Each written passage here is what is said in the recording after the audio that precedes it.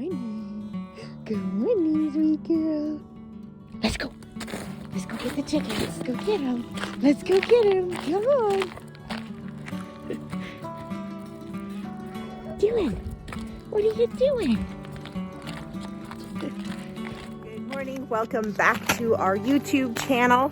So this week, having all the breeds separate has been actually really fun. It's given me lots of fun opportunities to be able to go in there and take some cool pictures of the breeds, and gives me a chance to kind of look at the breeds a little bit closer.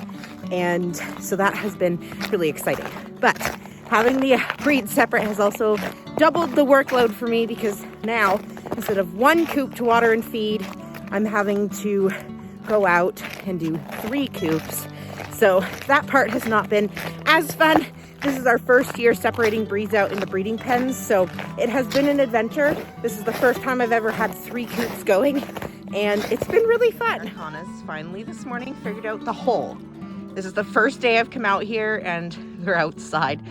Usually they're all just waiting for me to open the door in the morning. So I'm really glad that they finally figured this out so that they can come out whenever they want. Cat, and he has been continuing to remind me. So today's video is going to be a little bit different because I will be filming most of the video in my house. I wanted to cover chicken genetics, and it's easiest to do that if I'm actually writing it down. Good morning, kitty. So I'm going to be showing you guys that, and I need to do some egg colors and show you guys the eggs. So most of the video will actually be filmed inside. So this one will be a little bit different. Next week's video will probably be the same. So, are you happy now? Is that better? 1, 2, 6, 7, 8, 9, 10, 6, 7, 8, 9, 10, 7, 8. What colors? Can you tell me the colors? That's one. That's brown. That's brown, yeah. That's brown. That's brown. Is there any blue ones? Blue ones. Okay, where's the blue ones? Blue ones. Good job.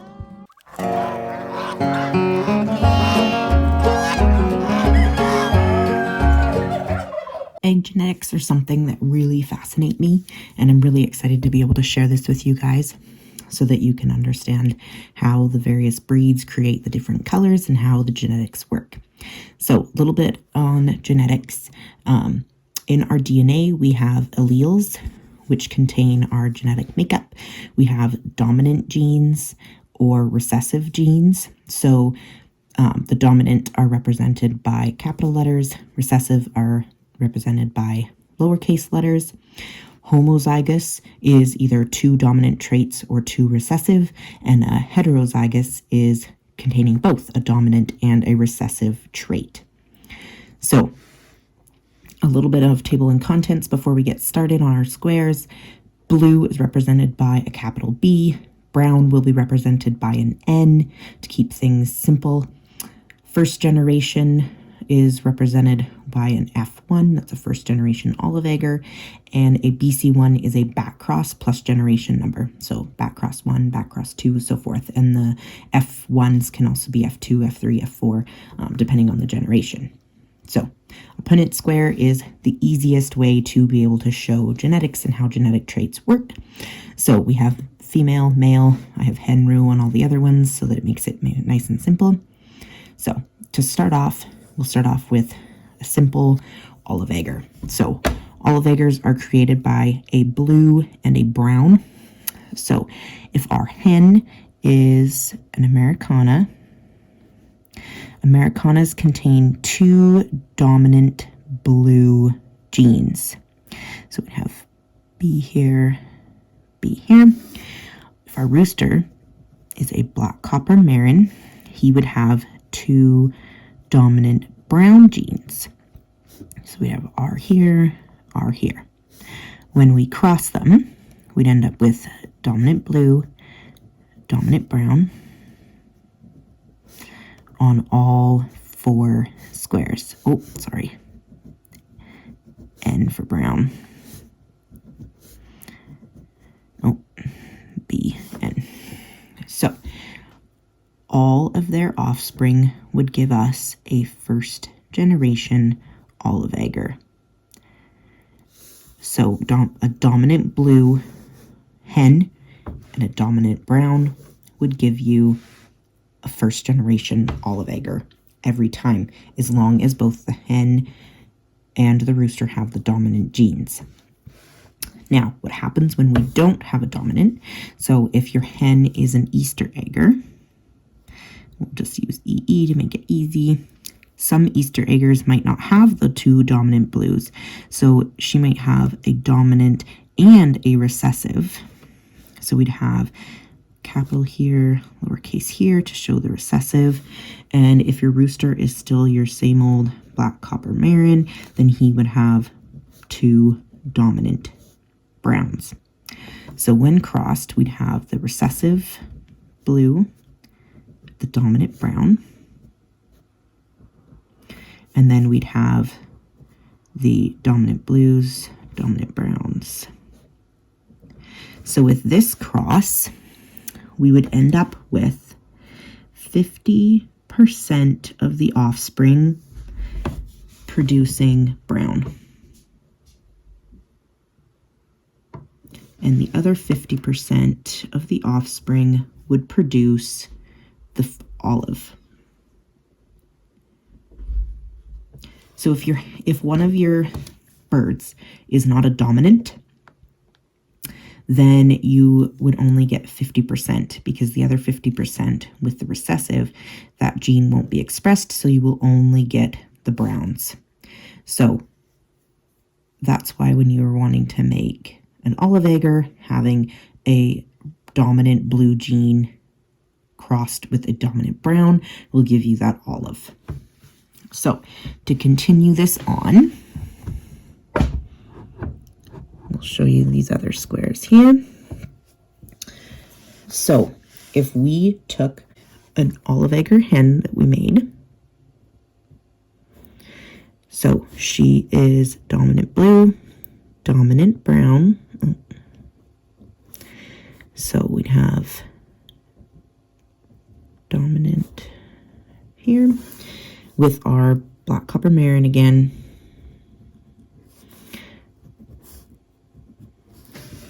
Now, when we cross her, we would get dominant brown, and blue and brown. So with this cross, again, we would get 50% of the offspring laying brown, and the other 50% would be a green again. However, because we crossed an olive egger back to a black copper Marin, 50%, well, all of them, I guess, would be considered a back cross, one generation.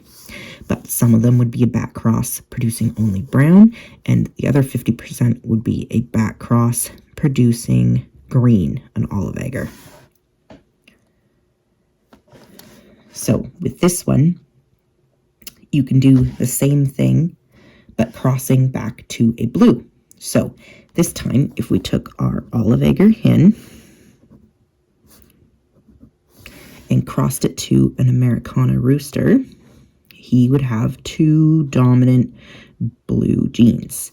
So we'd end up with dominant blue, dominant blue. Now this cross, we get a brown, blue,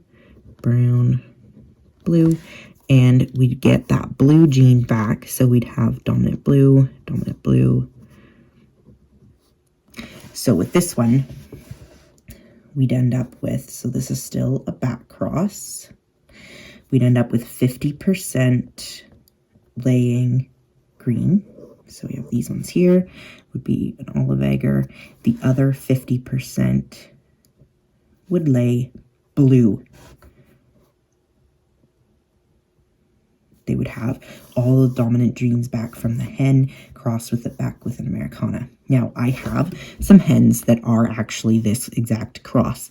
Their mothers were olive eggers, their father was an Americana, and they lay an off blue. When the egg is wet, it appears green. So The other combination I wanted to show you is how you actually get an F2 generation, because a lot of people think this cross and this cross would be an F2 and consider any cross back with an olive egg to be an F1 or an F2 or F3 so far. But it's not. These are considered a back cross and lay different than the F2s. So for an F2, if you had an olive egg hen and an olive egg rooster, both of these F1, then they would both be dominant blue, dominant brown.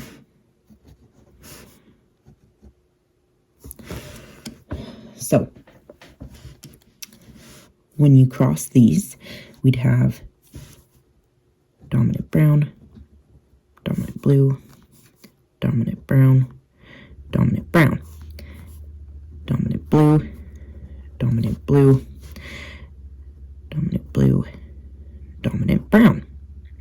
So with this, we get a variety because they each carry the two genetics. So you would get 25%, or sorry, 50%, because there's two of them here. So 50% would lay a green, 25% would lay brown,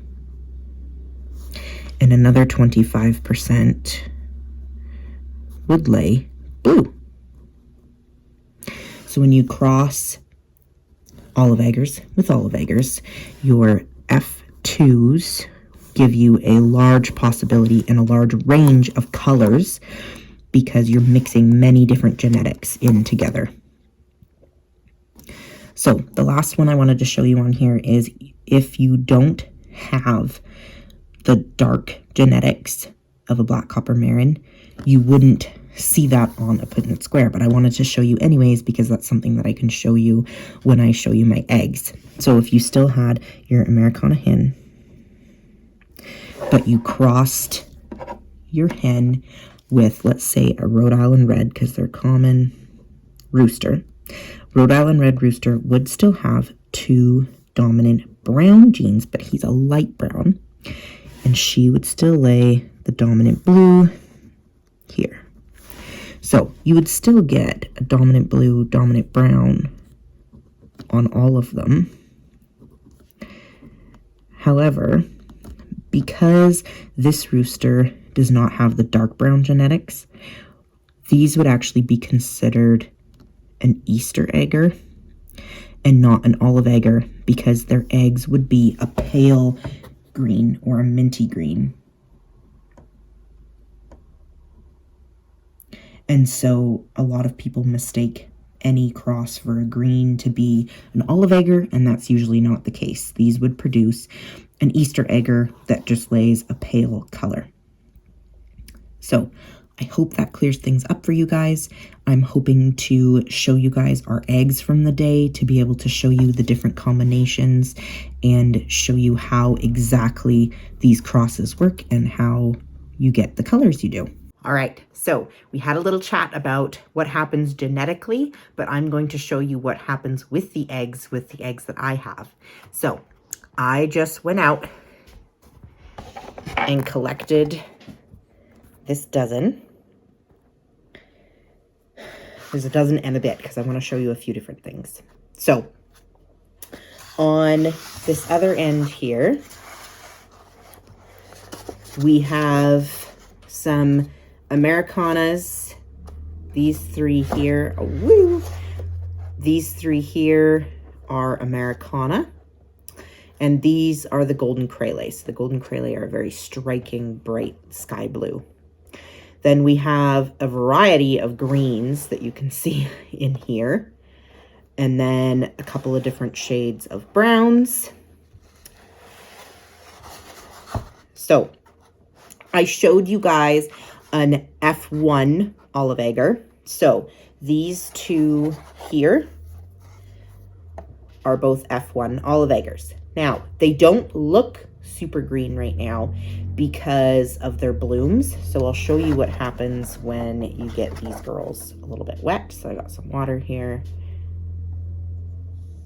So you can see the difference when it is wet, that it makes it quite a bit more green, and they just have a heavy bloom. And this one even has even heavier bloom on her egg. So you can see there how green that is. So when they're all in a lineup, these olive eggers look quite similar. This is a back cross here. Sorry, it's dirty because I just collected it. So this is a back cross, and these two are back crosses. But it's hard to tell when they are not wet. Once they are wet, then you can see the difference on the egg and the different shades.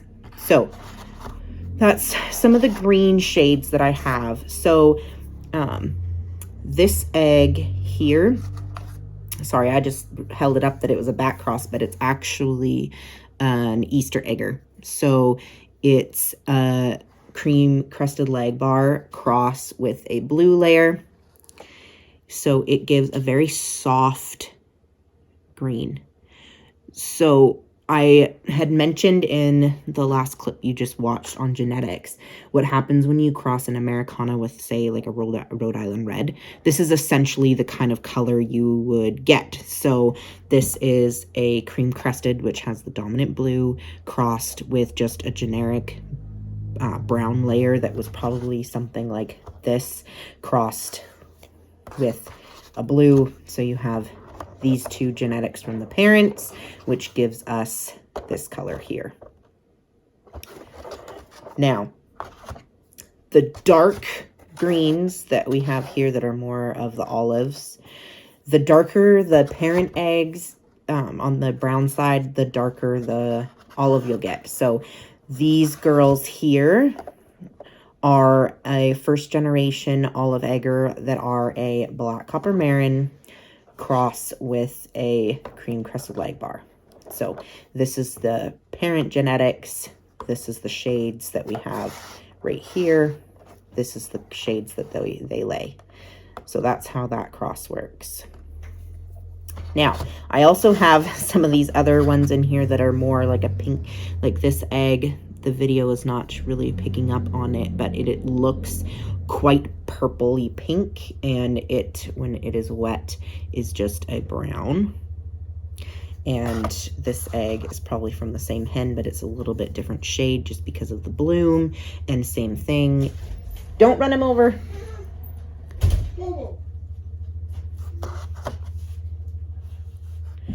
All right, so now comes for the really, really cool part.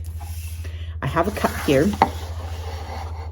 I'm just going to break some eggs and show you how the green eggs actually end up green when you cross a blue with a brown. Now, we talked about there being, you need a brown dominant gene and a blue dominant gene to get the green shades. So these eggs, each one of the eggs has an egg shell color and then an egg coating color. So a dominant blue gene would be a blue shelled egg with a blue coating. Now, I'm going to show you guys a video of that blue coating that was represented really well by an egg we had this last week. So I wanted to show you guys these two eggs here because they're a really good example of what we were talking about with the coating on the eggs. So this egg here, is from one of our Crayleys. And when I moved the breeding pens last week, they got a little bit in a dither because they didn't know where to lay, which is ridiculous because there's lots of boxes. But she held on to this egg a little bit too long. So you can see it's got a nice ombre tone to it, and this egg is quite a darker blue than what their colors are normally. And that's just from her holding onto it and giving it that extra coating. Now, Marins are known for their really, really dark eggs. Some of mine aren't. In this batch, there's some that are a little bit darker. But This is also a good example of that coating. So marins are known for their dark eggs because the hens hold on to them longer. And because they hold on to the egg longer, they're coating it more and more, and it gets darker and darker. So this marin egg, you can see where it had been laid in the straw, and the straw sticks to it and it peels off that layer. And when you scratch it, you can scratch up that layer, and then you get back down to the white shell that we were talking about. So that's a good visual for you guys to show you the coatings and how that works. Now, some eggs have really heavy blooms, like this one, so you can see where it's wet here from washing it. So that's the difference with the blooms. So the egg appears like a pinky purple, but it's just a brown egg with the heavy blooms. So that's a genetic trait that can be bred into your flock to keep those heavy blooms. Speckles is another trait. So in this egg I showed you, you can see this egg has some speckles on it. I have this one here that has some really dark speckles on it. When it's wet, you can really see, there you go, you can really see the speckles. So those are genetic traits that can be bred in as well, because it's just a part of the coating of the egg. So that's how the blue coating that you get on the egg. Now I'll show you the blue shell that's underneath the coating.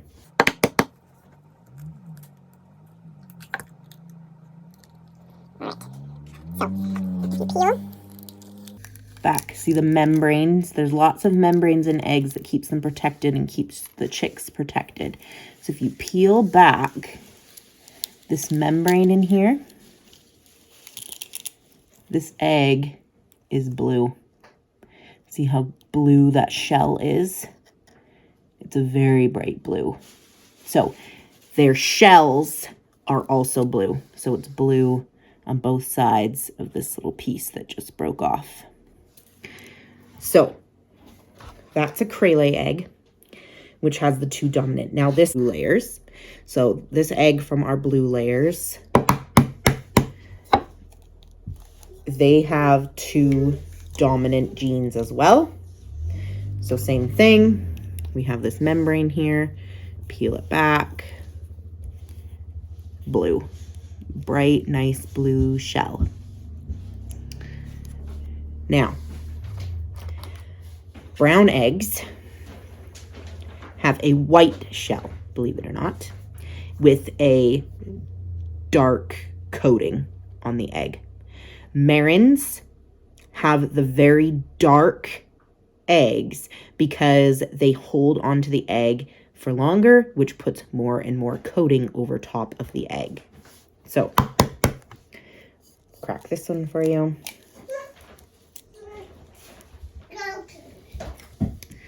Get hold of this one's membrane and peel it back. And you can see it there. Now, it appears more of like a tanny color in this video because it's against the striking white membrane and it has all of this brown coating and it's very porous. But this shell is a white shell that you can see just the shadow of the brown behind. Now, what happens when you cross these blues with the blue shells to a brown layer with a white shell with a brown coating, you get these beautiful greens. Now, let's see what color the shell is on the inside. This blows my mind.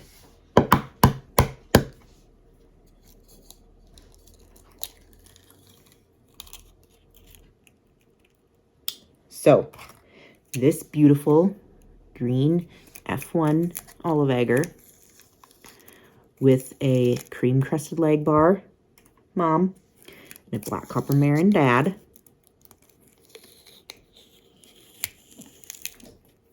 has a blue shell.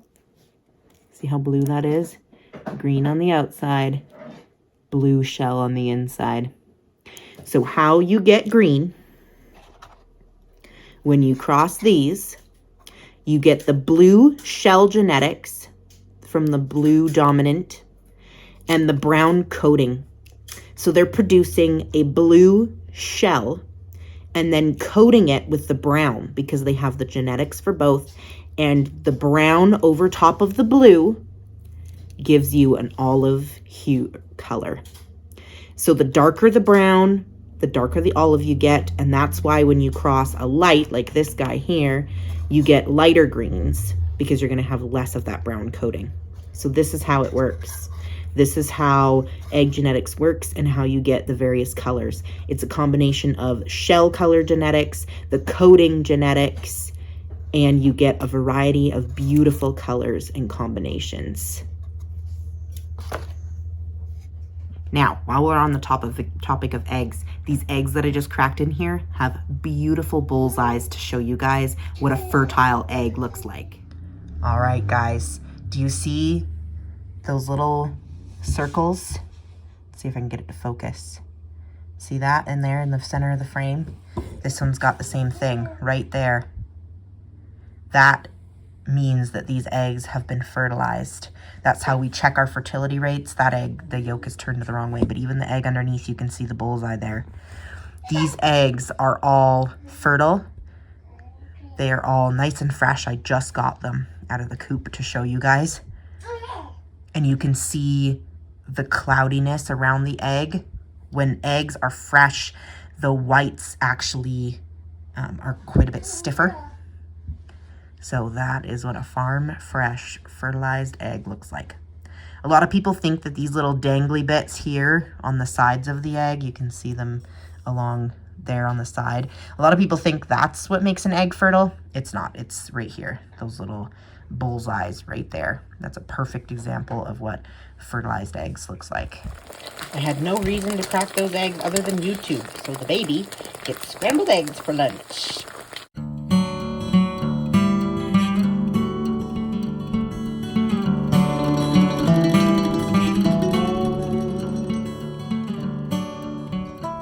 When I'm out here with these birds, I can't help but admire God's handiwork. Only He could create something so perfectly and create such a perfect design. I hope you guys were able to find this video informative and helpful in understanding how egg genetics work. Egg genetics are really important for me to know what crosses we want to get different egg colors. So I'll show you guys our chickens and different possibilities and different combinations we have that we are hoping to create to make some beautiful new colors this year. So with our Easter and olive egger pen, we've got these marins. There's a couple marins sitting here. In here with, right now we have Goliath and Gabe. There's Gabe. Hi, bud. We have Goliath and Gabe in here with our blue and green layers. Gabe is an F1 olive egger, and Goliath is a golden craylet, which means he has 2 dominant blue genes. So in this pen, I'd expect to either have F1 olive eggers or back crosses. So if I collect all the brown eggs from this coop, they will be either an F1 or a back cross.